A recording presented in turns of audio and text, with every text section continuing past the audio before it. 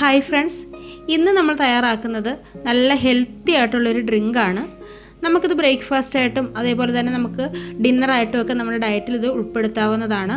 ഒരുപാട് ആരോഗ്യ പ്രശ്നങ്ങളൊക്കെ പരിഹരിക്കുന്നതിന് ഈ ഡ്രിങ്ക് വളരെ നല്ലതാണ്. അപ്പോൾ നമുക്ക് വീഡിയോയിലേക്ക് പോകാം.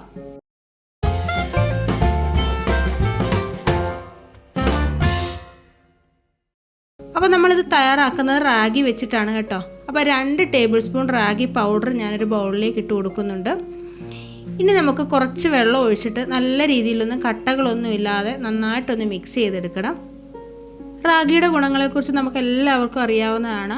ധാരാളം പോഷകങ്ങളുടെ കലവറയാണ് നമ്മളുടെ റാഗി എന്ന് പറയുന്നത്.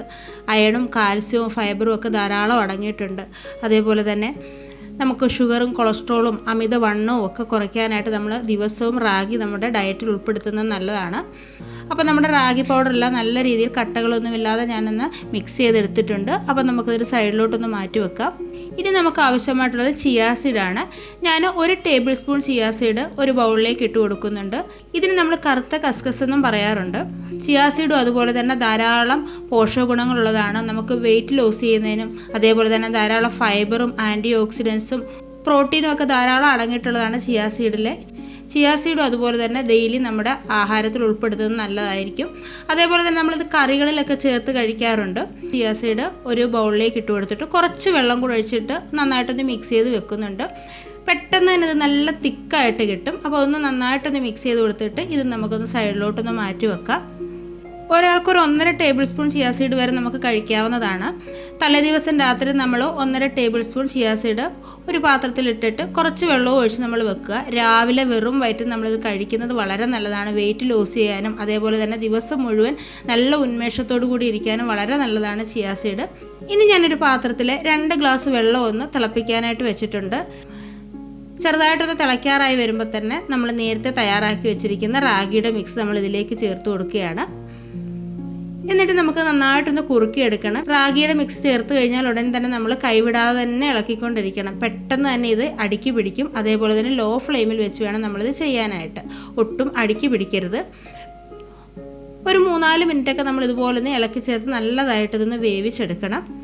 നമ്മളിത് കുട്ടികൾക്ക് കുറുക്ക് രൂപത്തിലൊക്കെ കൊടുക്കാറുണ്ട്. കുട്ടികളുടെ ബ്രെയിനിൻ്റെ വളർച്ചയ്ക്കും അതേപോലെ തന്നെ എല്ലിൻ്റെ വളർച്ചയ്ക്കും ഒക്കെ വളരെ നല്ലതാണ്. എല്ലിനൊക്കെ ബലം കിട്ടാൻ വളരെ നല്ലതാണ് റാഗി കുട്ടികൾക്ക് കൊടുക്കുന്നത്. ഇപ്പോൾ അതാ കണ്ടല്ലേ, ചെറുതായിട്ടൊന്ന് കുറുകി വന്നിട്ടുണ്ട്. കുറച്ചുകൂടി നന്നായിട്ട് തിക്കായിട്ട് വരും. ഒരു 4 മിനിറ്റൊക്കെ ഇത് നമ്മളിത് വേവിച്ചെടുത്താൽ മതി കേട്ടോ. ഇപ്പോൾ അതാ കണ്ടല്ലേ, നമ്മുടെ റാഗിയൊക്കെ ഈ ഒരു രീതിയിലൊന്ന് കുറുകി വന്നിട്ടുണ്ട്. ഇത്രയും മതി. ഇനി നമുക്ക് സ്റ്റൗ ഓഫ് ചെയ്യാം. ഇത് തണുക്കുമ്പോഴേ കുറച്ചുകൂടി നന്നായിട്ട് ഇത് കുറുകി വരും.